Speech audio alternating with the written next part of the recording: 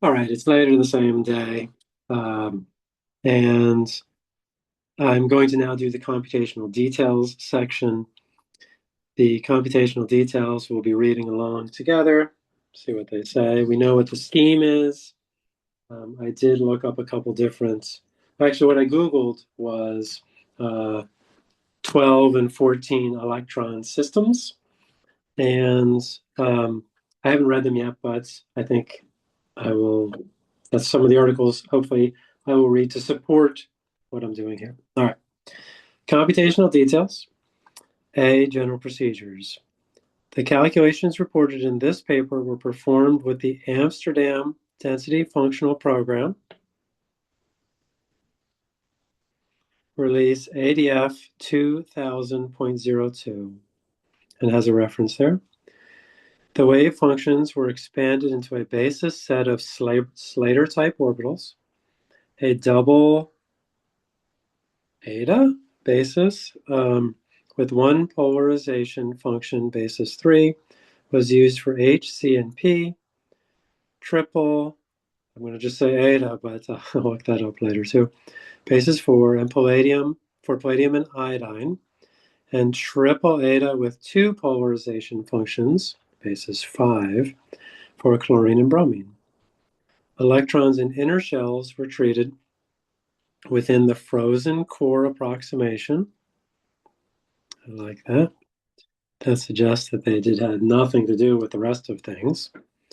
The number of valence electrons retained was 1 for hydrogen, 4 for carbon, 5 for phosphorus, 7 for the halogens, and 18, 18 valence electrons. Something interesting to think about. So scalar relativistic effects were incorporated at the level of the quasi-relativistic Pauli-Hamiltonian. Okay, a lot of these words I don't even know, but we will only get to know them by reading them and then figuring it out over time. And this is part of my process, certainly. The gradient corrected exchange correlation functional due to Becca exchange and Purdue correlation was used with the parametrization of the correlation in the homogeneous electron gas due to Vosco, Wilk, and Neusser. Both relativistic effects and gradient corrections were treated fully variationally. Structures were converged to 10 to the minus fourth EH, which might be energy in Hartrees, but we'll look into that. And 10 to the minus third energy Hartrees per angstrom for gradients. So we've run into some gradients too. So we look forward to seeing some more. Without any symmetry constraints, the general accuracy parameter for the numerical integration was set to 4.5, except for transition state searches, where it was 5.5, and frequency calculations, 6.0. So all of this stuff so far has been automatically done for us. Transition states were located manually using constrained optimizations or with a transition state search algorithm, which it has some references for. Selected transition states were characterized by calculating second derivatives using the finite differences technique. And, oh, shoot, sorry there.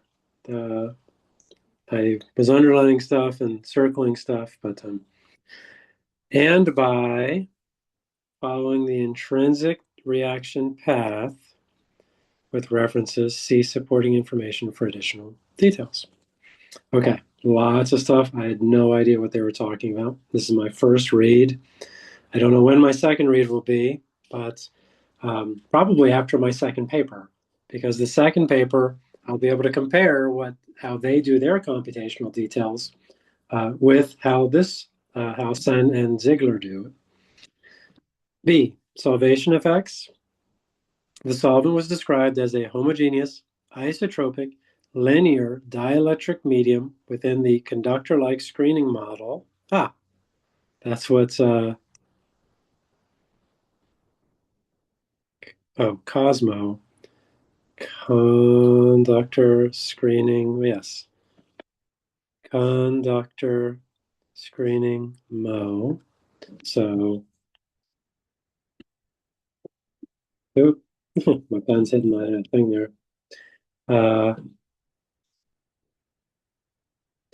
What Cosmo stands for, conductor-like screening model, due to Clamped and Sherman, as implemented in ADF. No definition for that abbreviation. The cavity containing the solute molecule was bounded by a solvent-excluding surface constructed with a solvent radius of 1.4 angstroms and parameters NDiv equals 4, min equals 0.5, and OFAC equals 0.8. The scaling factor correcting the conductor results for results for finite dielectric behavior. So the scaling factor correcting the conductor results for finite dielectric behavior was F equals the dielectric constant R minus 1 divided by the dielectric constant R. The dielectric constant for THF is epsilon, I guess I should say, R equals 7.52 at 295 K. Non-electrostatic contributions to solvation were not considered. The non-electrostatic contributions to solvation were not considered. Non-electrostatic. Dynamic, maybe? I don't know. The solvation effects were included self-consistently in the calculations, and structures were optimized, including solvation. So you'd put one molecule in the solvent, I think that might be referring to, and then optimize the structure. Let's see. And structures were optimized, including solvation. The calculated solvation energies were obtained as delta solvation G equals G solvation minus EG, where G solvation is the energy in solution, G solution, electronic energy including solvation contributions, and EG is the electronic energy in the gas phase. So the calculated solvation energies were obtained as delta solvation G. Okay, so G sol is the energy in solution, electronic energy including solvation contributions. Okay, so not totally understanding this, but having done a number of these calculations already, I can tell you that there are a bunch of energies, EEs, electronic energies. There's the electronic energy, and then there's just by itself, so the energy of the electrons. But then there's also a free energy term that includes entropy. So we're going to have to see and potentially talk to Will or somebody to figure out whether or not which energy this is talking about. And maybe it'll become apparent when we look, because maybe there'll be a solvation term in Gauss view once we've optimized. More questions and answers so far.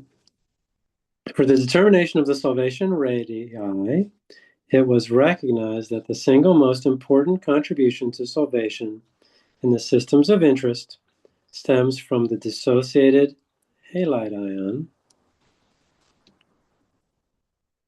It's recognized that the single most important contribution to solvation in the systems of interest, so solvation is going to be solvation of the halide ion.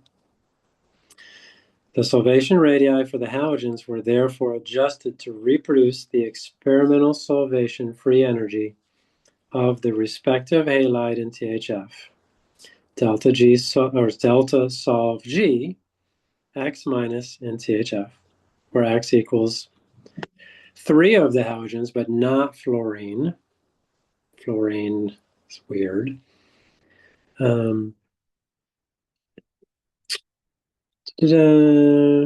Such data are unfortunately very scarce. We were able to obtain delta solve G X minus of THF by combining hydration-free energies, delta solve G, with free energies of transfer, delta TG, into, okay, this is interesting. So we're able to obtain delta solvation G of THF by combining, this to me sounds like Hess's law from Chem 400, by combining hydration-free energies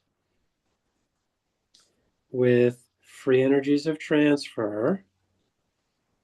So in this process, you've got the solvation energy into H2O, which are available, with free energies of transferring the halide from water to THF. So if you'll excuse me, if you'll excuse me, we've got that whole section underlined. And I'm going to write Hess's law. I was so excited that I forgot to update my thing. And put some exclamation points there. Because I'm always interested in applications of Hess's law to use in my Chem 400 class. It is delta G, though. Maybe I can do a delta H version. All right, back to where, let's see. For the hydration free energy of X minus, the average of the values given in references 63 and 64 was used. Note that the former values refer to a standard state in the gas phase of 1 bar and were converted to refer to 1 mole per liter.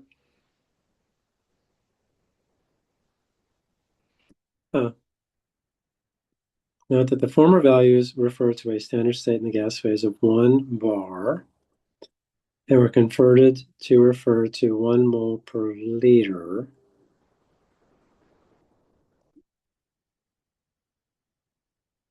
Okay, well, we'll think about that. So 1 bar is a pressure, 1 mole per liter is a concentration. 1 bar, so pressure, right? PV equals nRT, or whatever gas law you want, real, or you could convert a pressure, 1 bar, and a volume, 1 liter, into a concentration, which is usually low for a gas, to a concentration of 1 mole per liter. All right, it can be done, but I'm not understanding it yet. Maybe it'll be in the supplemental info. All these hydration energies rest on the absolute value for the proton as reevaluated by Tissandier et al. The free energies for the transfer of X from H2O to THF were taken from reference 66. The delta solve G of the halogen in THF values thus obtained are minus 267, minus 237, minus 196 kilojoules per mole for chlorine, bromine, and iodine, respectively. The solvation radii derived from these are 2.1, 2.4, and 3.0 angstroms for chlorine, bromine, and iodine. The radii used for hydrogen and carbon are 1.16 and 2.0 angstroms, respectively. This set of radii was validated by comparing calculated to experimental from the supporting information of Ref 68. Solvation free energies of phenyl R, where R is each of these hydrogen, methyl, chlorine, bromine groups, and p-dichlorobenzene in THF, diethyl ether, and dichloromethane. They were found to agree within 3 kilojoules per mole, except for p-para-dichlorobenzene in diethyl ether, where the deviation was 8 kilojoules per mole. Due to the lack of experimental data, the radii for phosphorus and palladium were set to 120% of the respective van der Waals radius. That seems simple enough. I'm going to make that note 120%, and I'm going to make that note because when you don't know what to do, set it equal to 120%, perhaps.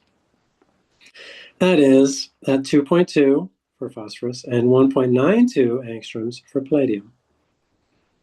So palladium is smaller than phosphorus here. It was verified that these latter radii have only a negligible influence on the solvation energy of compounds.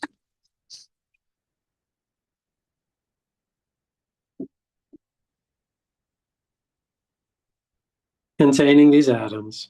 This is due to the fact that these atoms are typically surrounded by at least 3 substituents or ligands, such that they do not appreciably contribute to the molecular surface. So they're in the middle, so they don't matter. For instance, the solvation energy of triphenylphosphine, naming struggle, does not change within 1 kilojoule per mole when varying the p solvation radius from 2 to 2.75 angstroms. So that's a big change, and you don't see very much change at all in the solvation energy. So interior atoms do not matter for these solvation energies because they don't affect the surface of the molecule. That ends our read through of the experimental or computational setup